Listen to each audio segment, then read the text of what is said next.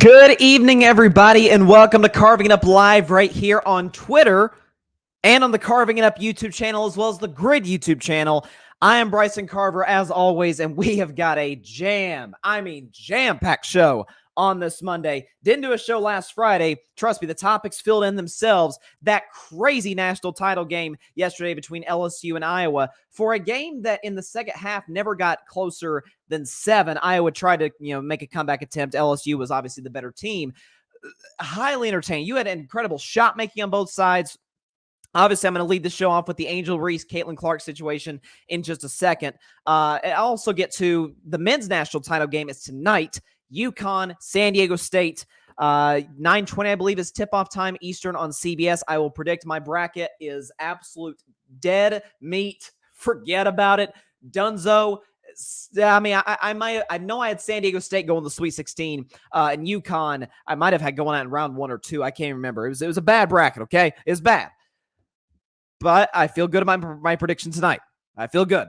Shout out to Jim Nance, by the way, his last national title game he's doing. Shout out to him. Also, I don't know if you guys know, but Andrew Wiggins is back with the Golden State Warriors. I'll get into that as why it makes the Warriors the title favorites. Yes, you heard me correctly. The title favorites with his return. Also, not to mention what else we got. Oh, the pitch clock in Major League Baseball. Everybody's freaking out about the pitch clock, and I've got some numbers here to back up the fact that it has been amazing for Major League Baseball. I'll get to that, as well as the Los Angeles Lakers are officially championship contenders. I'm all in on them. They're legit, albeit they beat the Houston Rockets last night, but that's not the only thing I'm focused on. I'll get into that later in the show. So again, loaded show on tap. I cannot wait. So let's dive right in. Yesterday afternoon, in what was, according to ESPN, who broke the news 15 minutes before we went live here, so thanks to ESPN PR on Twitter, the most watched women's college game of all time. 9.9 million viewers, peaked at average 9.9 million viewers, peaked at 12.6 million, most viewed ever, a most viewed college event ever on ESPN Plus. Safe to say, people were tuned in to see what was going to happen between the LSU Tigers and the Iowa Hawkeyes in the women's national title game. Now, for the record, the tournament was outstanding as a whole. You had a number of upsets. Miami made a nice run, both in the men's and women's bracket. You had obviously the stunning rise of Caitlin Clark. Listen, I knew about her. I talked about her on the show numerous times on Carving It Up Live, but the whole country got to see kid is legit on legit for Iowa. You got to see Iowa do what you got to see LSU doing what they're doing. South Carolina was going for back-to-back titles, undefeated up until Iowa beat them in that crazy game Friday when Caitlin Clark went for her second straight 41-point game, following up a 41-point triple-double against Louisville. And safe to say the Stars came out to play. Angel Reese got another double-double, set the women's record for most double-doubles of all time. Caitlin Clark did her thing, poured in 30 points. Some of her teammates came along for the ride. But really the star of the show for LSU was the shooting guard. Let me make sure I'm getting her name right, because she was outstanding hitting. I think she scored 19 the second half for the Tigers. Let's see. It was, hold on. Yeah, Alexis Morris. Alexis Morris, number 45 for LSU, was hitting big shots. You had come off the bench. It was, Jasmine Carson was 7 for 7 in the first half. Hit that bank shot at the end of the half, which was like, okay, it kind of felt like it was LSU's day after that. Of course, what everybody's talking about today is, unfortunately, not the game, not the usual sideline antics from head coach Kim Mulkey, not the incredible shot making by Caitlin Clark, some of her teammates, and the LSU players, not even a pretty poorly officiated game on both sides, if I do say so myself. It was an incident that happened late in the game. So we will play the video for you right now. So there's Angel Reese of LSU. Okay, All-American. She's pointing to her ring finger. And then right there, she's going to Caitlin Clark doing the John Cena, you can't see me. And the funny thing is, Caitlin Clark did the exact same thing against Louisville in the Elite Eight. Again, we'll show it again, the ring finger, and then you'll see the you can't see me, which again, Caitlin Clark did the exact same thing in the Elite Eight against the Louisville Cardinals. What I find amusing about the media's reaction to it about much of the public's reaction to it is just the clutching pearls, the outrage. How could Angel Reese be so, I don't know, celebrating a championship? There's three factors at play that I think are sort of causing the domino effect in the outrage over what Angel Reese did yesterday. The first one is that you got to win with class. You got to you can't show up the opposition when, by the way, Caitlin Clark is probably the only trash talker outside of Angel Reese that, in terms of women college basketball. She goes at teams. She talks her what to teams. She was telling that one player for Louisville, "Shut up, you're down 15" when there was 3 minutes left. I showed there, you can't see me. She's intense. I think she was talking about, trying to have the Mamba mentality and all that. If you dish it, you can take it. And for the record as well, Caitlin Clark was not offended after the game.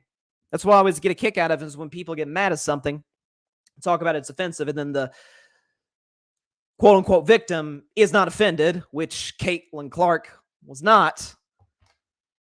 The second thing at play here, and definitely what I wanted to touch on, is the clear sexism going on here. Yes, it is sexism. Because we see all of these great male athletes, whether it be, let's say, Tiger Woods, sinks one, and Augusta is pumping his fist, let's choice language, pumping his fist, let's go. Or LeBron gets an M1, flexing. Flex on the crowd, right? You got the silencer that LeBron brought out against my Warriors in 2014. Steph Curry with the shimmy, or he did the night last year. All these different celebrations. Justin Jefferson hitting the gritty in the end zone after touchdowns. Aaron Rodgers back in the day, the discount double check. Yeah. But if Angel Reese shows a little bit of emotion, celebrating a little bit. Oh, can't do that. That's funny. Her almost exact, this first example isn't exact to a T, but it's along the same lines. And I'll tell you what it is for the podcast audience, those who are listening. We've had plenty of quote unquote ring celebrations, or ring me as it's become known, in sports over the course of not just the last few years, but back in the day. But just recently, another LSU athlete, 3 years ago, Joe Burrow, who had the greatest season of any college quarterback ever. Third quarter threw a touchdown pass, or fourth quarter might have been, threw a touchdown pass against Clemson. Put that ring on me now. He's pointing to the ring finger. Last year in the Super Bowl 56, Rams beat the Bengals. Aaron Donald made the last play at the end, ironically, on Joe Burrow. Put that ring on me now. See him holding the helmet, pointing to the ring. Just 4 months later, in the 2022 NBA Finals, my man Wardell Stephen Curry II hit a deep three against the Boston Celtics in the third quarter, and he's flashing it. Put that ring on me now. Ring me, as they say. And even the man himself, one Michael Jordan, held up the six fingers in 1998. What's the difference? Why are we angered at this, but not angered at this? Why does that bother us? Or the "you can't see me, you shouldn't do that." Caitlin Clark did the same thing to Louisville. And talk a lot of trash about Iowa. And you know my rules about trash talking. I got no issue with it. If you back it up, I think it's safe to say they're the national champions today. Won fairly comfortably in the national title game. It was really never even in doubt from about late second quarter on. Yeah, they backed it up. They backed up what they were saying. They backed up the trash talk. And Angel Reese is a champion today. She earned that right. And the third one, people don't like to hear this, but it's true. I'm seeing a lot of people of my complexion be very hesitant to say this. Yes, racism is at play. Need I remind you once again that Caitlin Clark flashed the same celebration to Louisville. Again, here's the celebration by Angel Reese. And you're about to see the celebration against Louisville, the "You Can't See Me" that Caitlin Clark showed. What's the difference? She's doing it looking directly into the eye, clearly doing it at a player. Angel Reese is doing the exact same thing. We vilify, historically at least, black athletes for being a little braggadocious, if you will. Essentially saying, I beat you. Not only did I beat you, I in some ways humiliated you, embarrassed you, dominated you. And I'm going to let you know about it. And we have an issue with that. So what Angel Reese said after the game. Talking about, I'm unapologetically me. Not going to change for anybody else. I talk all the time on this show about I've met new podcasters through social media over the course of the last few years. And I'm not trying to paint this as I'm this guy who just gives advice all the time. But anytime somebody has asked me, I'm like, only thing I can tell you, be yourself. It sounds cheesy. It sounds cliche. Be authentic to you. Because you present a perspective. You have a certain set of gifts that other people don't have. Angel Reese is a unique personality. She's outspoken. She's dominant on the court and lets you know about it. Why do we have an issue with that? Again, I think race plays a factor.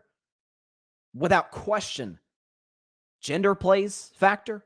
I mean, remember all those years ago, the 2019 U.S. Women's National Team? Oh, we got so outraged at Mega Rapinoe doing the celebration, lifting the arms wide. Look at me. And then Alex Morgan, I'll never forget this. The tea sip against England. Oh, how could she?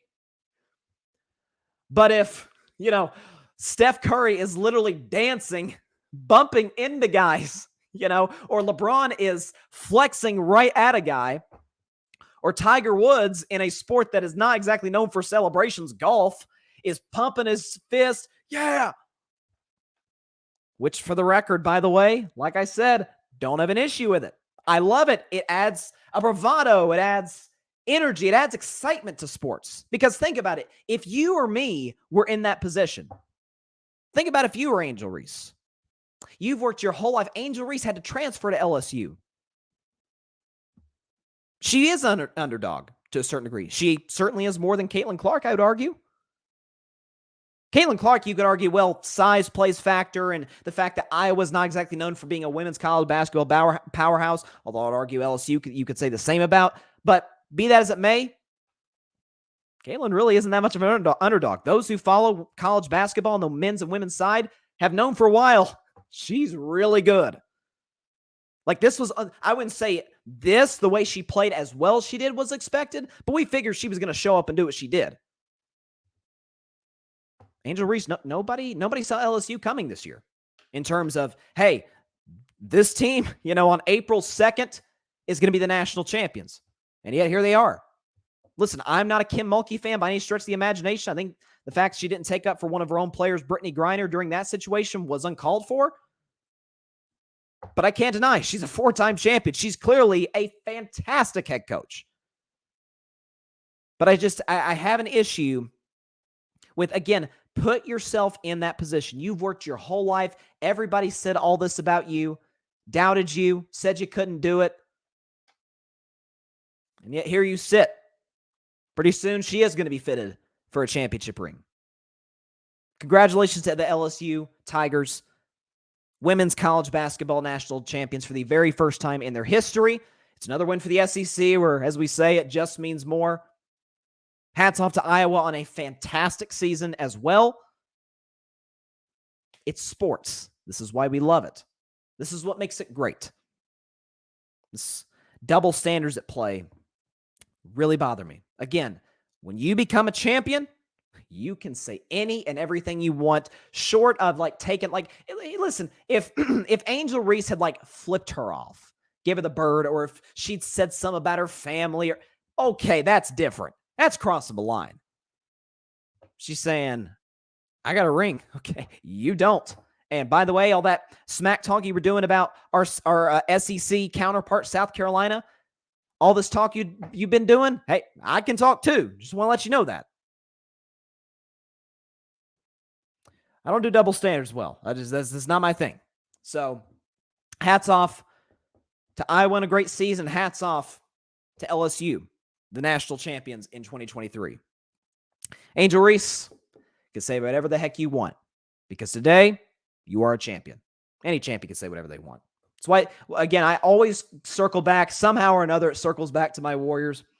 Why do you think the Warriors celebrated the way they did in 2022? Because they had to hear for 3 years. You're done. Your run is over. Steph Curry, come on. He's not going to lead you to any championships. Wiggins, I'm going to talk about Andrew Wiggins later in the show. Andrew Wiggins, he is a bad basketball player, once said. And Draymond Green, he doesn't score a lot. And Clay can't come back from the injuries. And when they won the championship and they said, what are they going to say now? They celebrated that one, unlike they'd celebrated the previous 3 before.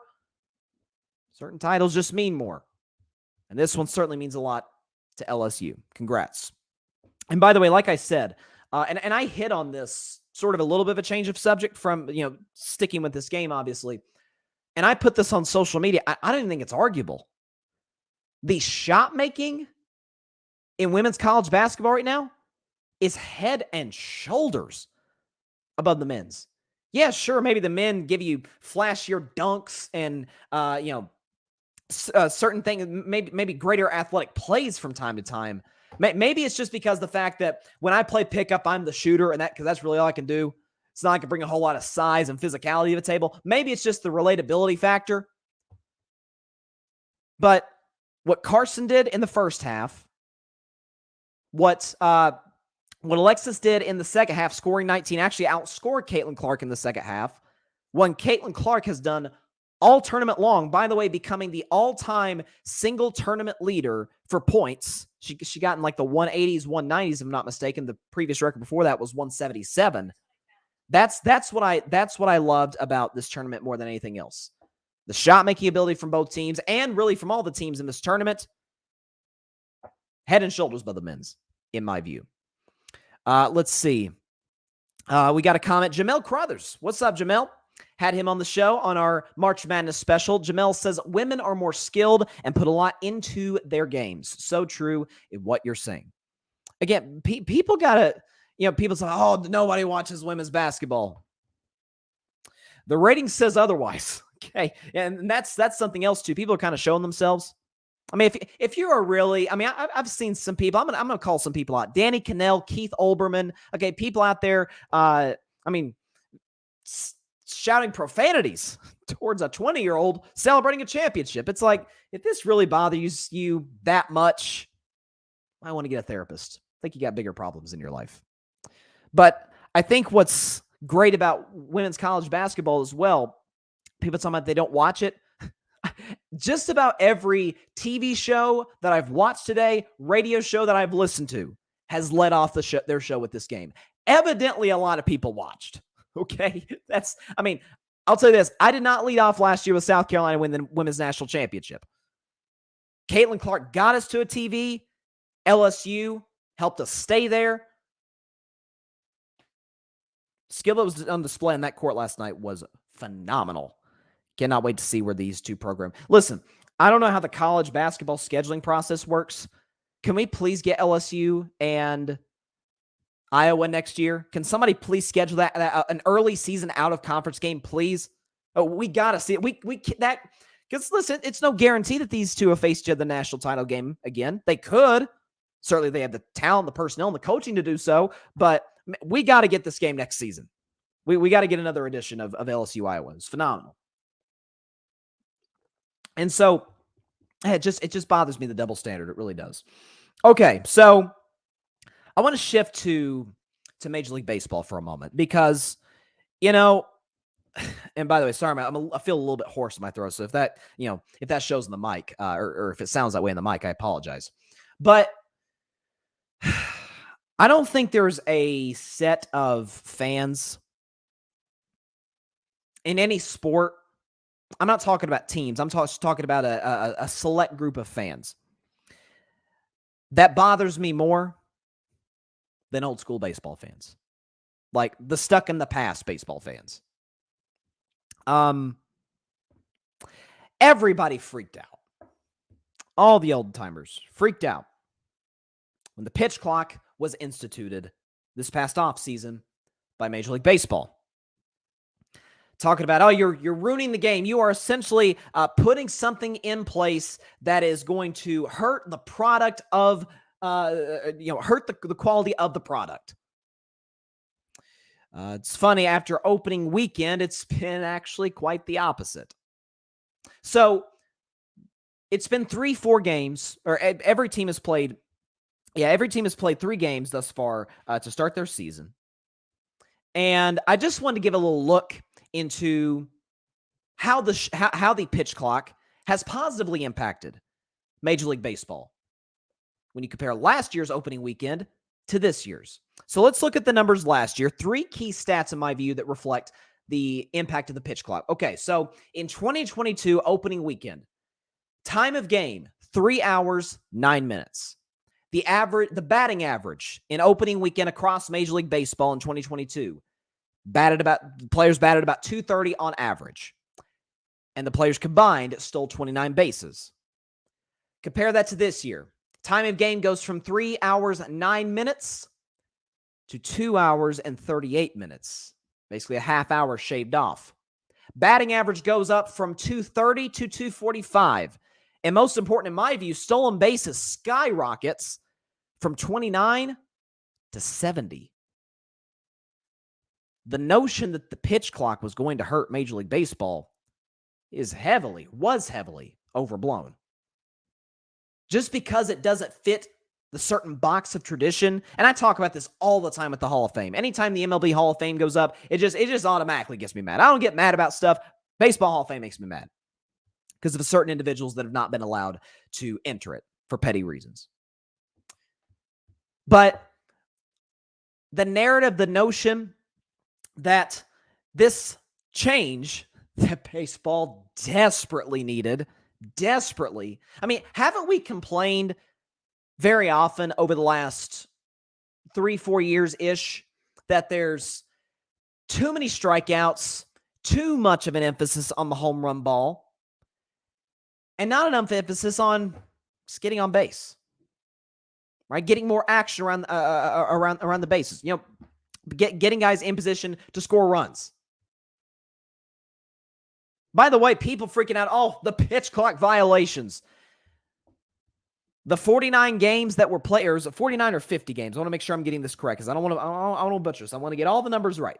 50 games that were played have been played thus far going into today's games. The first 50 games opening weekend. Okay, you had an average of 0.8 pitch clock violations per game, less than 1.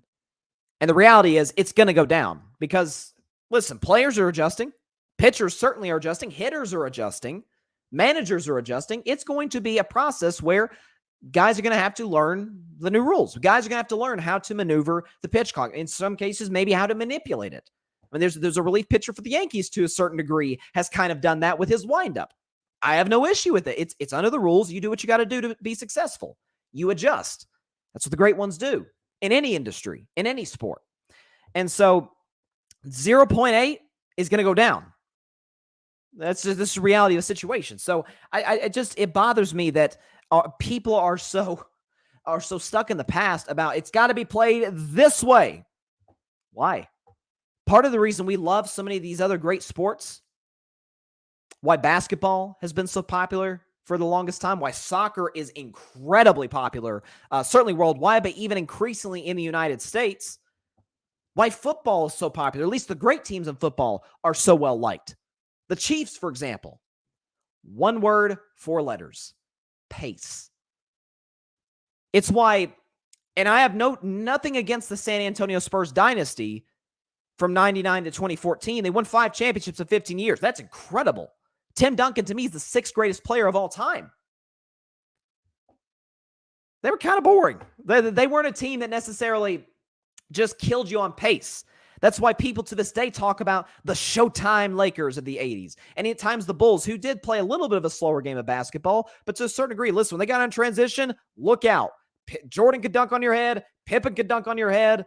Okay, that was what was so exciting. Remember the Pippen dunk on Patrick Ewing all those years ago? In soccer, you could say the same. And in football, would you rather watch the Kansas City Chiefs or, I don't know, the Baltimore Ravens? Baltimore's a well-run franchise, but little bit too married to the run game. Little too much of an emphasis on trying to beat them in the trenches, which matters, but it doesn't always win you Super Bowls. Matter of fact, in the last 4 years, last four Super Bowl champions, only one has been in the top 20 in rush yards average per game. That was the Chiefs last year. Or I think it was the Chiefs in 2019. I can't remember. I think it was last year. But point being, run game is not as important, not even close to as important now as it used to be. Pace of play. The game's changed. Basketball's changed. Football's changed. Soccer's changed. And Major League Baseball's kind of been just stale. Yes, we have Shohei Ohtani to shake things up, thank God. Yeah, I think the sport has done a horrendous job of marketing this once-in-a-generation talent. But we needed something to shake things up in terms of getting more people to the ballparks, more runs, more guys on base. That's what we want to see. We want to see more actions. I'm sorry. Give me a 10-9 baseball game over a 1-0 baseball game any day of the week. Those 1-0 games have their place. Those no-hitters have their place. But I think I saw one team had like 30 hits or something on opening day. It'll correct itself. This notion that it's going to hurt the sport, no, quite the contrary. It is going to help the sport by a margin that I don't think we can even really comprehend. Of all the major commissioners, I've been the most critical of Rob Manfred. I think for good reason. I think the lockout last year was a disaster. I think some of the things he did, I mean, we're not even sure, based on quotes in the past, how much he really even cares that much about the game of baseball, as opposed to Goodell in the NFL and Silver in the NBA, who I think are clearly the two best commissioners. Hats off, Rob Manfred. You did something that actually helped the game. It helped the pace of the game, and it helped the overall product of the game. And it made it more watchable, as reflected in the ratings, in the numbers, and in what we got to see either at the ballparks or on television. Baseball finally seems to be going in the right direction. Finally. Patrick Brown, what's up, Patrick? The host of the Chaotic Sports Podcast and the Forum Podcast, a Lakers show. I'll get to the Lakers later in the show. Patrick says, adjustments can be made. I believe it'll be just fine. Baseball games are going to be faster and won't be as enduring. And that's the thing, too, is I remember when, and I'm not an A-Rod fan, but I gave him all the props in the world for kind of standing up and saying this. I remember this, it's 2023, so 4.5 years ago, when my Red Sox faced the Dodgers in the World Series, and we smoked them, by the way. But in Game 3, when it went 18 innings, remember that? Well, maybe you didn't stay up and watch it. If so, good decision on your part. But remember the game went 18 innings. It was like 7.5 hours long. I mean, I watched every second of it because I'm a Red Sox fan. It's the World Series, for crying out loud. But Eastern time, the game ended at like 3:30 in the morning. It was a disaster. I mean, it was almost like a sigh of relief when Max Muncy hit the walk-off homer off my man Nathan Eovaldi. It was like, okay, I'm pissed that we lost, but thank God this is over. And everybody's talking about, the history of it. It's the longest game. Look at all the pitching matchups. And I remember A-Rod came out the next day. He's like, this is terrible for baseball. This is awful. By the way, something else baseball did, they got rid of the shift finally. The shift takes away hits, takes away action, takes away base runners. It seems to be a new day and age where baseball's kind of catching up to everybody else in that. They're evolving off of something that was clearly a problem. By the way, NBA games, about 2.5 hours long. College basketball games, about 2 hours long. You say, well, NFL games are 3.5 hours long. It's one game a week. On a weekend, for that matter, on Sunday or Monday, depending on when your team is playing. Baseball, it's 6 out of 7 nights. Baseball, it's 7 o'clock. Game ends at like 10:30. That's not great for the fans on a Wednesday night. They can do it on a Friday night and a Saturday night, and even a Sunday night, for the Sunday night baseball game. But it's tough for the fan base and for the organization to keep up with that. And so, I'm just glad baseball finally made a change that has been needed for quite some time. They've tested it in I think they tested it in the minors not that long ago. I know other baseball leagues have tried it. It worked. Baseball's like, okay, it works for them. Why can't it work for us? And it has. So I'm glad to see it. So I want to shift to the NBA because, I kind of have gotten a kick out of all season the complete overreaction to the Golden State Warriors not having quite the season that we all envisioned they might have, at least the regular season that we all envisioned they might have. And as a matter of fact, they lost last night. Watched every dribble. Lost last night to the Denver Nuggets. I think it was it 115, 113 was the final score. I want to make sure I'm getting it right. I'm sorry. No, I was off a little bit. 112, 110. I remember Denver won by 2. Golden State made a great push at the end. Clay hit some crazy shots, but he missed the 3 that would have won it at the end, and Denver pulled away with no Nikola Jokic. And people are freaking out about that fact, to which I say, first of all, does it hurt Jokic's case for MVP a little bit that his team is looking pretty good without him? Listen, Denver's the 1 seed for a reason. Jokic is amazing, but Jamal Murray is really good. Michael Porter Jr., who had a big night last night, is a very good basketball player, and the role players they have in Denver are good. I think Michael Malone is an underrated coach. That's a good basketball team with an impossible home court. And Golden State lost. And so they're the 6th seed as we sit. In the loss column, they are tied with the Clippers, Lakers, and Pelicans. So it's going to be a crazy finish down the stretch. And I already, for reasons that I'll get into later in the segment, I already wasn't that bothered by the loss, at least as much as a lot of Warriors fans were. And then my day let me make sure, I think it was around 12:30 Eastern time. It was somewhere around that time where the announcement was made by one of the great insiders in the history of major American professional sports. Here we go. At 12:44 Eastern, I got the news, and the world got the news that Andrew Wiggins is back. Yes, sir. According to Adrian Wojnarowski, Golden State Warriors All-Star forward Andrew Wiggins is nearing a return to the team and is expected to be back early this week. Wiggins has missed 21 games attending to a family matter, and he adds huge boost for the defending champs and the 6th seed in the Western Conference. And we got more information on a more serious note from Shams Charania of The Athletic, the other great NBA insider, who reported on why Wiggins was away. And this is why I said anytime the Wiggins topic came up during his absence, I said, first of all, the people that are making assumptions or just totally making up rumors out of a bunch of what, shame on y'all. Okay, y'all really got some issues for creating narratives that literally aren't even true about Andrew Wiggins. And the second thing I said was when people are like, he's got to rush back. I kept saying, you don't know what he's dealing with. Well, now we do know what he's dealing with, and yeah, I can understand why he did take time off, take 21 games off. Shams Charania tweeted, Golden State Warriors Andrew Wiggins. First of all, he plans to attend Warriors Thunder on Tuesday. And the reason for Wiggins' leave of absence since mid-February is that his father, Mitchell Wiggins, has been dealing with a serious medical situation, sources close to the situation say. And Shams adds, the Warriors have given Wiggins complete space and freedom to deal with his family matter. And that could not be more true. You hear what the organization has said, from Steve Kerr to Bob Myers to Steph Curry to Draymond Green, all 4, really the 4 major spokespeople, them along with Joe Lacob, I believe, of the Warriors franchise, all of them totally backed Wiggins.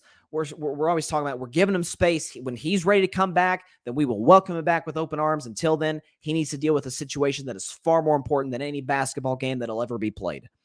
So happy that Wiggins is back. Evidently, certainly we hope his father is doing better. Mr. Wiggins is doing better. We certainly wish him and pray for continued healing on his behalf, or for him. Now let's get to the good stuff. So Andrew Wiggins is back, and I saw a stat that was talking about, hey, the Warriors with Wiggins, they're a game over 500. Without him, they're 2 games over 500. They're still just kind of middle of the pack with Wiggins. Oh, ladies and gentlemen, this also could not be further from the truth. When the Golden State Warriors start, Curry, Thompson, Green, Wiggins, Looney. When they bring out that starting five, they have a 128 offensive rating, a 106 defensive rating, and a 22 net rating. Their offensive rating and net rating is by far the best in the NBA for a five-man group, and their defensive rating is not too far behind. You say, well, Bryce, you don't win just with your starting lineup. Agreed, you don't. Now what Golden State gets to do is they have a four-man bench, because benches get shortened in the playoffs. We know you don't play 5-6 guys off the bench unless you're just crazy deep. Golden State brings a guy who's a threat to go for 30 any given night, Jordan Poole, who I don't know if y'all been watching, is balling out his mind right now for Golden State. You move Dante DiVincenzo, who's been starting for Andrew Wiggins, back to the bench. He's a defensive stopper. He's a major threat to knock down an open three-point shot. He can actually get his own shot to a certain degree down low. The new addition, who it looks like he hasn't missed a day of work in the Bay Area, Gary Payton II. You get one of the best on-ball defenders, one of the better offensive rebounders, certainly for his size, and can knock down the occasional three if dared to shoot. And then finally, the 20-year-old, the kid, but is looking really good right now and has for the last 2 months, just gets better every time he plays, Jonathan Kuminga, who is their first-round draft pick in 2021. He's long, not that we didn't know this part already, but incredibly athletic, can jump out the gym, can stay with any of the best offensive wing players in the NBA. Again, length. He can make the occasional three. His three-point shot has improved as time has went on. And the best part for Golden State, they are playing chess, not checkers. So, like I said, seeds 5 through 8. Clippers, Warriors, Lakers, Pelicans. If you look at the standings today in the Western Conference, all 4 of them are tied in the loss column, which that matters because, some teams have 3 games left in the regular season, as we're only 6 days left in the regular season. And some teams like the Lakers and I think the Pelicans have 4 games left. Golden State currently sits as the 6th seed. And I looked at the schedules for the 4 teams left. And I'm feeling pretty good about the Golden State Warriors' chances to retain the 6th seed, to avoid the play-in tournament, and get the clearest path to the Western Conference Finals. Crazy enough, it's the 6th seed that is more coveted than the 5 seed based on who is there. If you're the 5 seed, you know what your reward is for fighting so hard the last week of the regular season? You get to play Kevin Durant, okay, and the Phoenix Suns, who are just 2 years removed from a finals appearance. And since in every game that KD plays for the Suns, they have yet to lose. They're 5-0, and KD looks like KD. He's 35 points on 21 shots like he had last night against his old team, the Thunder. I mean, it looks like Kevin Durant. Why should we expect anything different?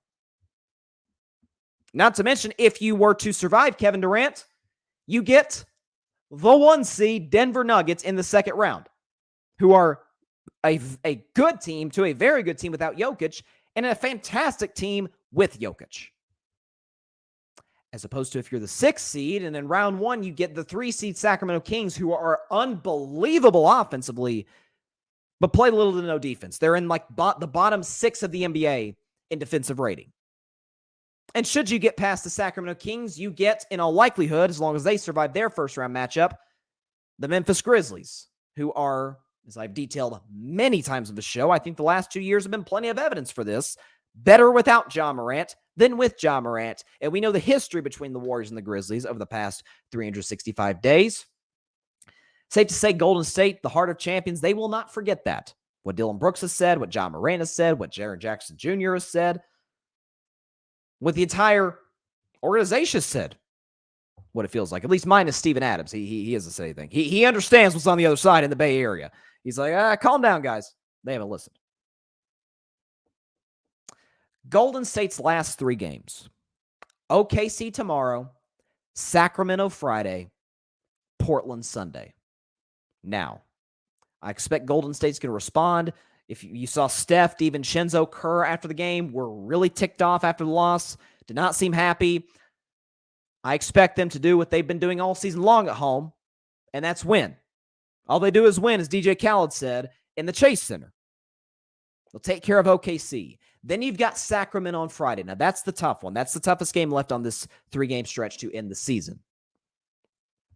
A, like I said, Sacramento plays no defense. And B, there's a very, very good chance, if you look at where the Memphis Grizzlies and Sacramento Kings will be at the end of the season, because Sacramento still has a chance to get the 2 seed. But Memphis has Portland. Let me make sure. Yeah, Portland, the Pelicans, the Bucks, and the Thunder. A lot of those teams will probably be resting their starters, or in the case of Portland, tanking. The Kings will have already had their playoff position locked by Friday. So they'll have nothing to play for. Want to rest their guys, make sure they're ready for the playoffs. Kings haven't been to the playoffs since the Seattle Supersonics were a thing. Golden State takes care of Sacramento. For the record, they don't even have to fly to Sacramento. It's just a drive from San Francisco to Sacramento, California. It's still in the Bay Area. Lakers, Clippers, Pelicans. That's who's all jockeying for those 5 and 6 seeds in the West, because everybody wants to avoid the play-in. Nobody wants to be in the play-in tournament where they could get eliminated with 1, or in the case of these teams, in all likelihood, 2 losses. New Orleans is going to lose twice in their last 4 games. They've got the Kings, Grizzlies, Knicks, Timberwolves. They will lose 2 of those games. I don't know if it's the Knicks, who Jalen Brunson's playing out of his mind right now. How he was an all-star is a crime, but that's neither here nor there. They've got the Kings and the Grizzlies back-to-back. They will drop one of those games, and I expect them to either lose to the Timberwolves, who are trying to fight just to stay in the play-in, or the Knicks. Pelicans will lose 2 of 4. Take them out the mix for the 6th seed. Now it's down to the 2 LA teams and Golden State. The Clippers, in my view, will lose to the Lakers on Wednesday. I'll probably be talking about that game on Thursday's show. It's a huge game in the Western Conference. Huge. They got the Lakers, Blazers, Suns. Now, I think the Suns will also be resting their starters, so I expect the Clippers to win that game. They'll beat Portland because Portland's trying to lose, although Minnesota couldn't do that yesterday. I think they're going to lose to the Lakers, given how the Lakers are playing. And as for the Lakers, this is going to make... Listen, I am not exactly a Lakers fan on this show. I am a Warriors fan after all. The Lakers fans watching are going to like me today, just because I'll get to my Lakers segment later in the show. I'm looking at the Lakers schedule, folks. They're going to win out. They've got the Jazz tomorrow, in which they're 8-point road favorites. Jazz are kind of nosediving a little bit. It feels like they had a nice run this season, came close to getting the play-in, but it feels like they're just kind of running out of gas. There's too many kids in that team. Lakers understand these and have a sense of urgency for how big this game is. They'll win in Utah. They'll come home, because that's basically a home game against the Clippers, and knock them off. And then you got Suns, Lakers. Finally, please knock on wood, something doesn't happen. Kevin Durant versus LeBron James. They have not faced each other since 2018. It's about time we get that matchup. I've also got the Lakers winning this one. If you look at Phoenix over the last few games, they're struggling a little bit. Not struggling to win games necessarily, but they've been in close games with kind of beat up teams. They faced the Nuggets. Unlike the Warriors, they didn't just not face Jokic. They didn't face Jamal Murray. And the Nuggets took those guys down to the wire on Friday night. Yesterday against Oklahoma City, good team, not nearly as talented as Phoenix. Took them down the wire in the 4th quarter until KD made a sensational play, the block on Shai Gilgeous-Alexander, with about a minute and a half to go to pretty much seal the deal. They're struggling a little bit in some of these closer, tighter games with much lesser opponents. The Lakers are catching their stride at the right time, with LeBron coming back, Anthony Davis playing the way he's playing, and the role players, Reeves, Russell, Vanderbilt, Rui Hachimura, who've been sensational since, what's his name? Rob Pelinka made all those moves at the trade deadline. So where does that leave Golden State? In a position to beat the Thunder tomorrow. I believe beat the Kings on Friday. The Kings will have nothing to play for by that point. and then beat the tanking Blazers on Sunday to clinch the 6th seed in the Western Conference. And that, my friends, is what's going to happen. Just to recap, Pelicans lose 2 of 4. Clippers go 2-1, but the one loss coming to the Lakers, and the Lakers went out, meaning the Lakers, seemingly improbably, get the 5 seed. If we get LeBron versus KD in the first round, sign me the heck up. Warriors at 6, and then we'll see how the play-in turns out, because you'll have the Pelicans, you'll have the Clippers, you'll have the Timberwolves, and then either OKC or Dallas. Dallas is falling apart right now. But those 4 teams, and we'll see what happens from there next week. Golden State's playing chess, not checkers. That loss really didn't hurt them that bad last night, as long as they do what they're supposed to.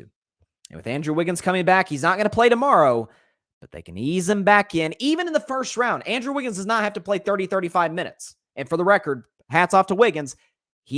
Reports are he's been in, Steve Kerr's talking about, he's been in shape. He's been working out every day. He's ready to go. When he comes back, we'll be able to bring him back, ease him back in. You can ease him in against Sacramento. Sacramento doesn't play defense. So Steph can go off, Clay can go off, DiVincenzo, Poole, maybe Draymond to get a triple-double here or there. Lunu gets some buckets inside. Kuminga. Gary Payton will swat some people's shots into the 5th row. It may seem dark now, Dub Nation. But rest assured, with the return of Andrew Wiggins, who, again, need I remind you guys, was the Warriors' 2nd best player last year in the playoffs.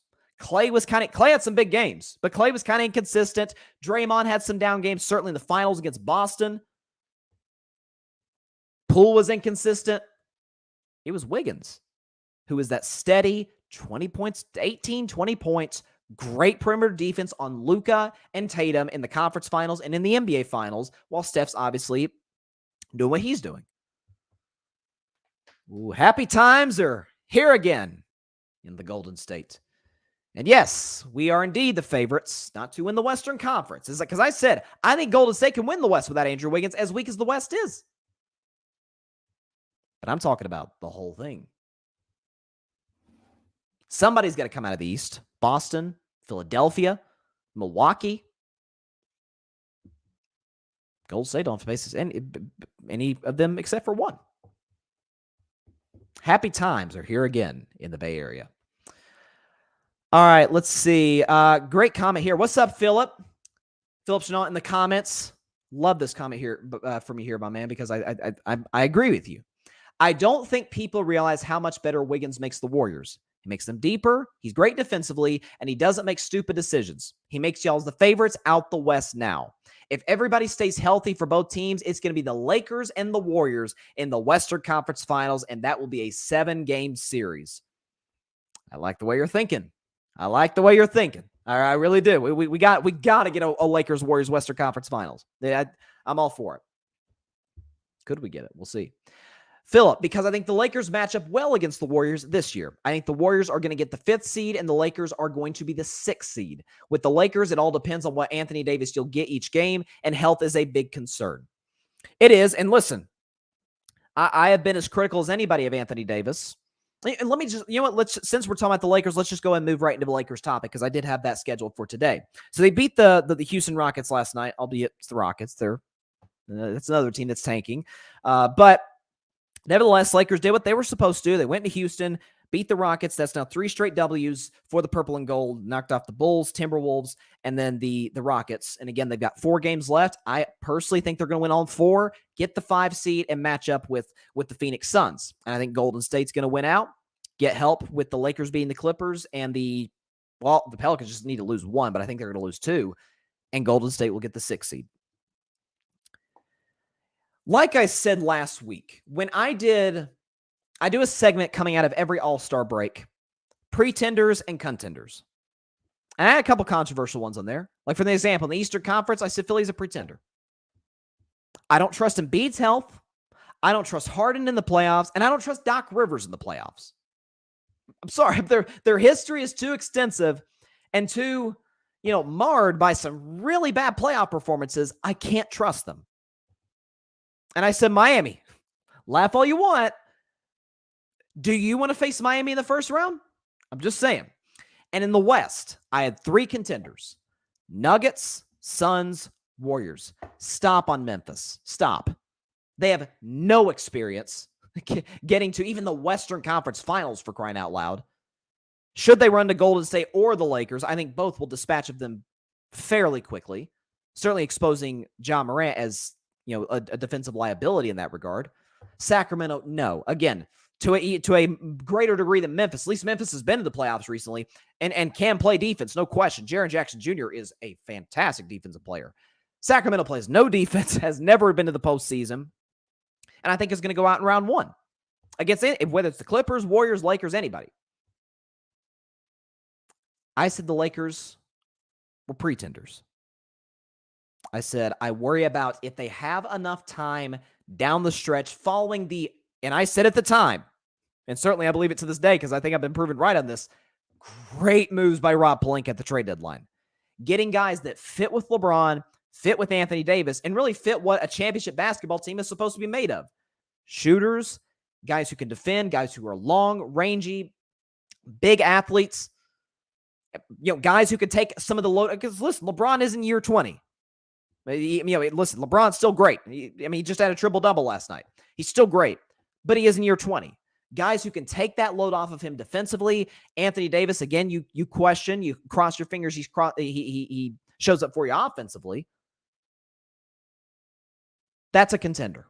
I didn't think they would be able to get the pieces working in the way that they needed to with only a month and a half left in the season. I was wrong. They have. They absolutely have. You can laugh at it and say, well, it's the Bulls and the Timberwolves and the Rockets. I'll give you Rockets. They're trying to lose basketball games right now. Bulls have been playing good basketball as of late, making sure they're ensuring themselves in the play-in tournament. After, by the way, for the first 3.5, 4 months of the season, Bulls got off to a really slow start. They're playing well now. DeMar's doing his thing.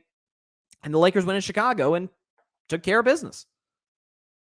Minnesota is a team that is also jockeying for playoff position. Minnesota is also a team that's trying to put themselves in a spot where either they avoid the play-in or they get as high up in the seeding as they can for the play-in tournament and try and get in the postseason for the second year in a row. That's a big game for both the Lakers and the Timberwolves. And the Lakers took care of business. Went into Minnesota, took the lead fairly early, didn't look back, exposed Rudy Gobert, and won. And then they did what they were supposed to, beating the Rockets last night. Again, they're scheduled the rest of the way. They got the Jazz twice, bookend the first of these 4 games. The last these 4 games are both against the Utah Jazz. One's in Salt Lake City, one's in Los Angeles. I think the Lakers win both of those games. Certainly the last game, because the Jazz at that point, in my view, given how the schedule works, will have nothing to play for because they'll fall short of the play-in tournament. I think they beat the Clippers. Clippers are beat up. Clippers are not playing good basketball whatsoever right now. Lakers are. It's basically a home game, even though the Clippers are the designated home team. We know it's a Lakers town. And I think they're going to beat the Phoenix Suns. That's the one I'm a little nervous for, but I think they beat Phoenix. Because the Lakers are much better than the teams that the Suns have faced as of late. This team is deep. This team has great three-point shooting. This team's best player is a guy who, has done this a time or two. Need I remind you, LeBron James at one point went to 8 straight finals, has 10 finals appearances in total in his career. Anthony Davis, that's the big question mark. Which, if Philip talked about in the comments, which AD are you going to get? Are you going to get the guy last night who dropped 40 and 9? Or are you going to get the guy like against, I think, the Orlando Magic a couple weeks ago where he scored like 15? And also the question is, physically, is he going to be reliable? Again, if Anthony Davis is available, and I don't even think AD needs necessarily have to give you 40 and 12 or something like that.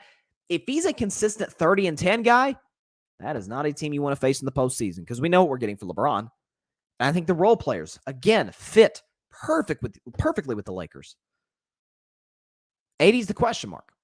Darvin Ham's done a much better job now that he has actual basketball players that fit on a championship-level team to work with. And Philip said it in the comments, and I'm going to say it right now. It's February. It's April 3rd. A month and a half from now, we will be talking about a Golden State Warriors Los Angeles Lakers Western Conference Finals.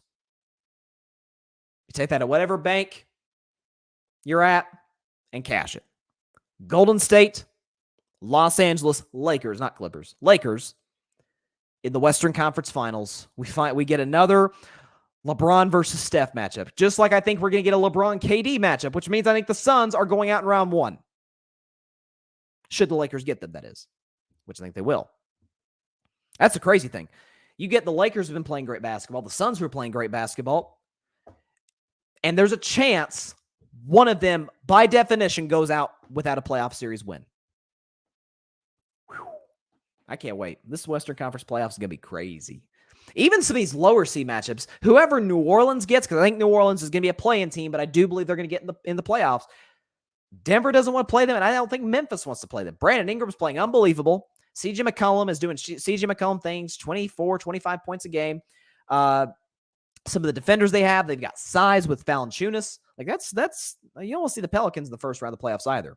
Like this is this is almost unheard of, where we almost favor, depending on how the playoffs shake out, I can see a scenario in which we like all of the lower seeds in the West more than the higher seeds.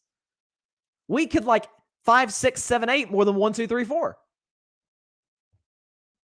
I'm not sure that's how it's gonna play out necessarily, but I'm just saying it's not totally out of the question. Whereas out east, that's not even. I mean, whoever gets in the 8th seed, Atlanta, Chicago, Toronto, they're going to get dispatched by Milwaukee or Boston. Okay, Philly, I think is going to take care of Brooklyn. I think Brooklyn's going to be the 6th seed. They'll take care of Brooklyn. So I'm telling you, it's going to be a wacky playoffs. No question about it. Patrick Brown in the comments again. He's got a Lakers podcast, the Forum podcast. It's a new episode available now on the Grid. He says, my Lakers have been rejuvenated. AD has finally realized the sense of urgency and dominating as he should. Philly would lose to... Wow. Boy, that is a prediction. Philly would lose to Miami in 5 games. Embiid can't carry them, and we all know James Harden is a no-show. Doc Rivers doesn't make adjustments, and it'll be the same wash, rinse, repeat. In 5 games, they'll gentlemen sweep them? Man, I may pick Miami. I'm not taking 5 games, but okay. Okay, I love the confidence. Patrick, as I said on my Lakers pod, it all starts with AD. Our role players have played solid. Austin Reeves is our closer. I mean, I think I'd argue he has been as of late. I still think long-term LeBron's your closer. Give him the ball to LeBron James with the game in the line. I mean, he's got, like I say, he's got the most playoff buzzer beaters of all time. But he's not clutch, right? Just want to throw that out there. Jamel says, Matt Barnes said the same thing about the West. The lower seeds may go further than the higher seeds. I can see LA and Golden State being at the end in the West. It almost feels destined. Because the thing is, they faced off on opening night. Totally different Warriors team, totally different Lakers team, just based on personnel. It almost feels destined. I said before the year I had the Lakers as an 8 seed. Even with Westbrook, and it got to a point where they literally didn't have a choice. They had to move on from Westbrook. They did, and they're obviously reaping the benefits of that. I think they're going to be the 5 seed. I think they're going to jump Golden State. And I predicted that Golden State and the Lakers would face off in the first round. I thought Golden State would be the 1 seed, Lakers 8 seed. But it feels like we'll get an even better treat. Dubs, Lakers, winner to the NBA Finals, in my view, to face the Milwaukee Bucks. It just... Although we saw what Boston just did to Milwaukee, and Boston, what they've been doing to Milwaukee. I mean, there was one game, Boston lost to Milwaukee. It was that close, and they didn't play any of their starters. So, listen, matchups dictate. They say styles make fights. In any sport, and certainly in the NBA. That's what I'm saying. Not to the extent that Patrick is saying with, Miami potentially winning in 5 games over Philly, but this is why I think Miami matches up well with Philly. Matchups dictate fights. And Boston matches up well with Milwaukee. We can say last year they lost because Middleton was hurt, and that very well may be true. But the reality is today,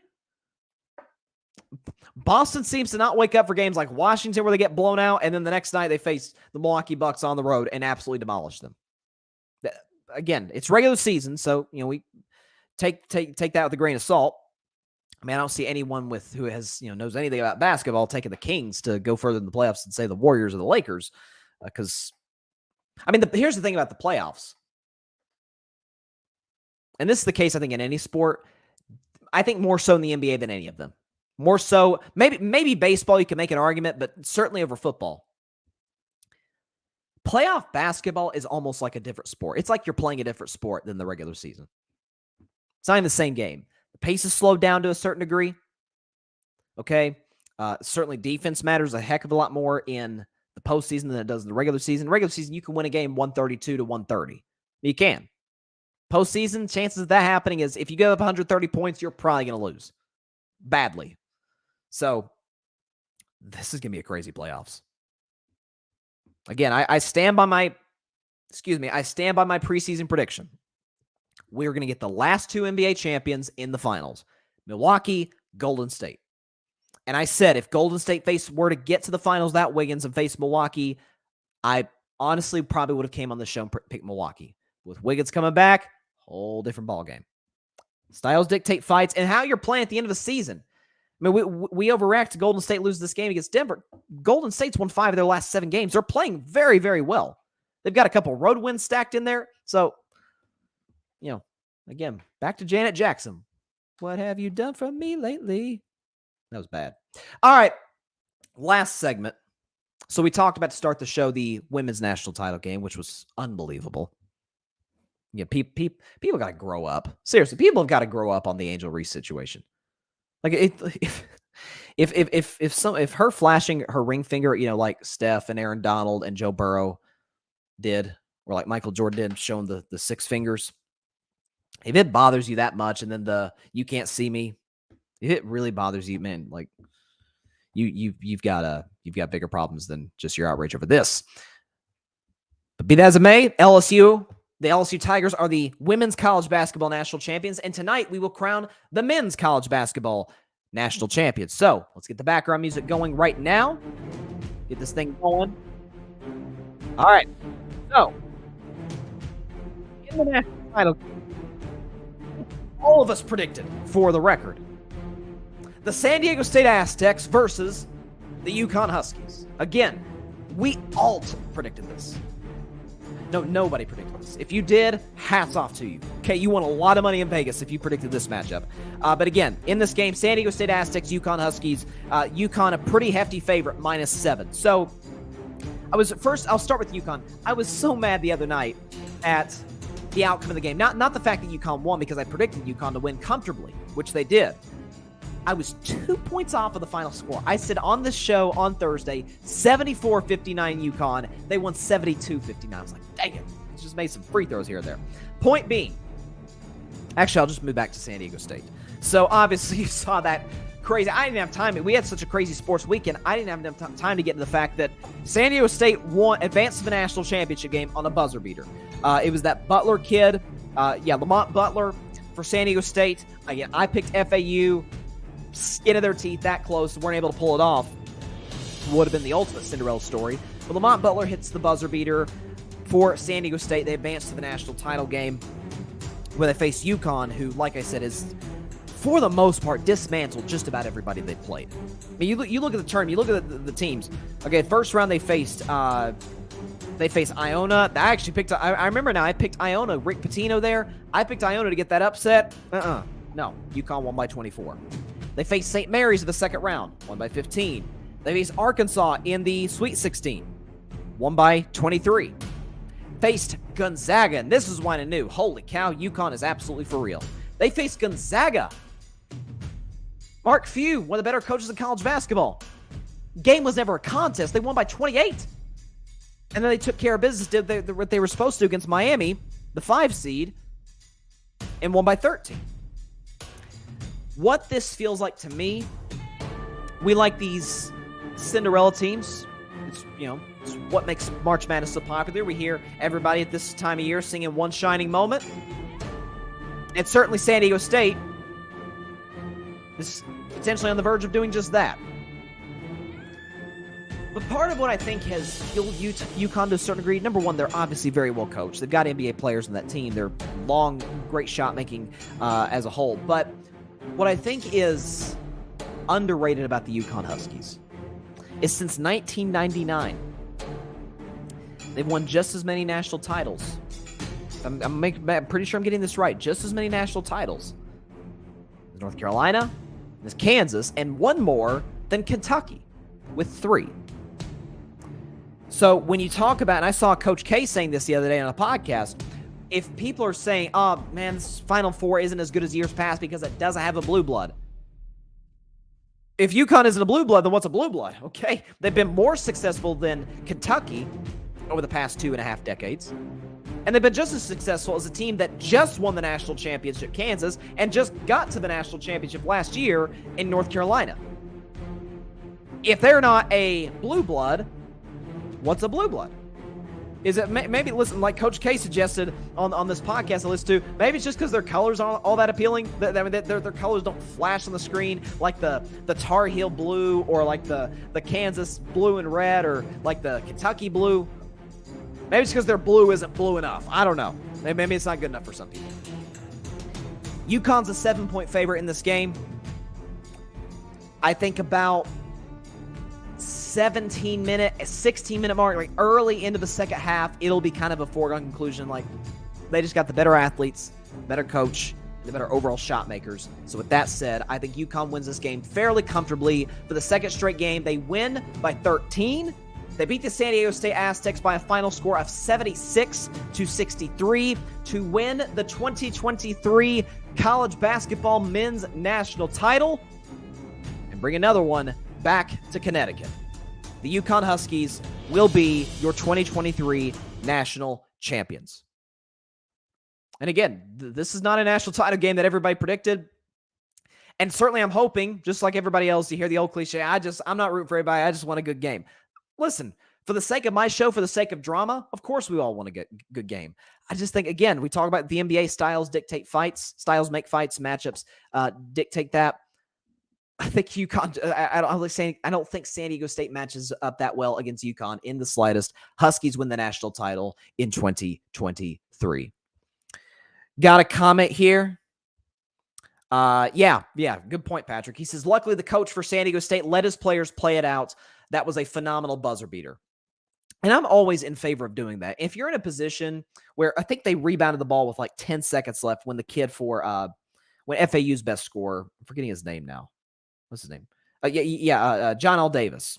John L. Davis misses that shot at the rim, sort of falling out of bounds.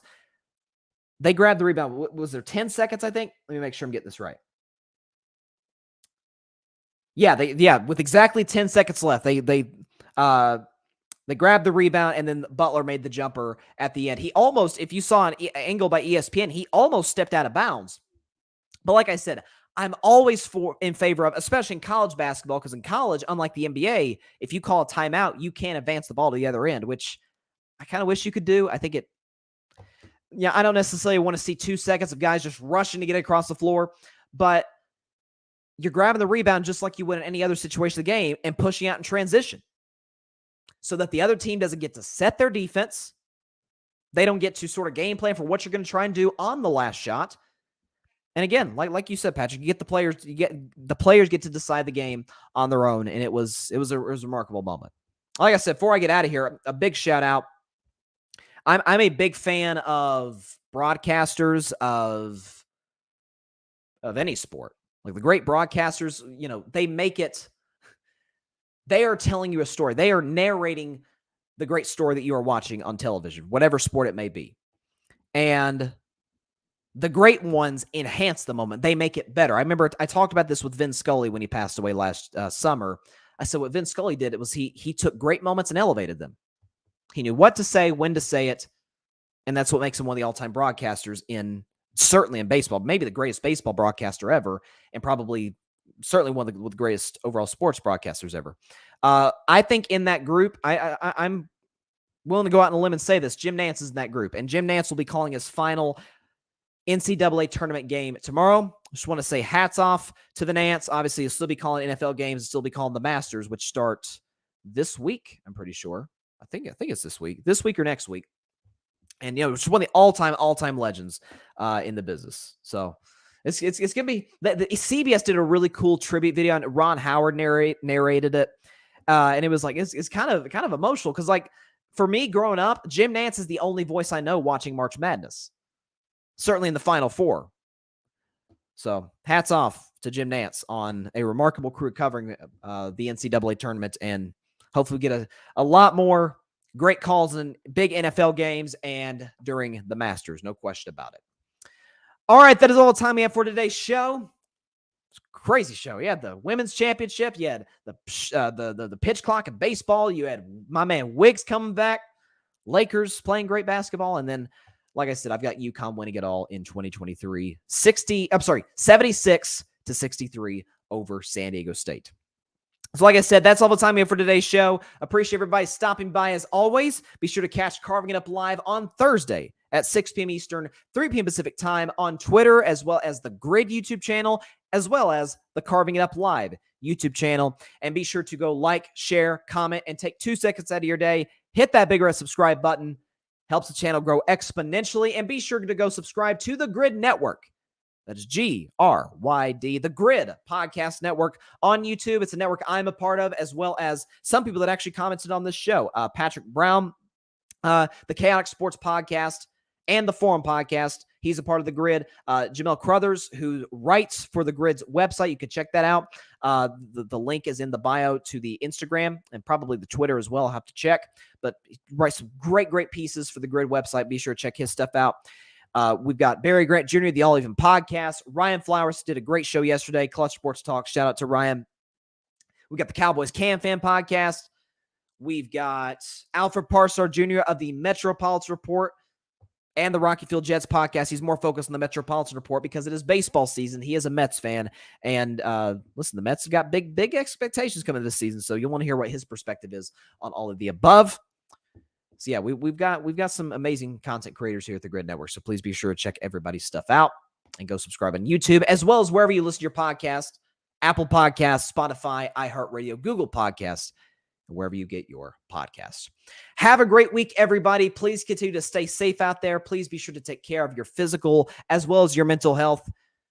Please call your state senators, representatives, demand change for gun violence. I feel like that is a very important thing to say in today's America. God bless you all. Peace out. National title game. Here we go. Thanks so much for watching the show on YouTube. Be sure to click that big red subscribe button and go check out the other clips and full shows of Carving It Up Live. Have a blessed day.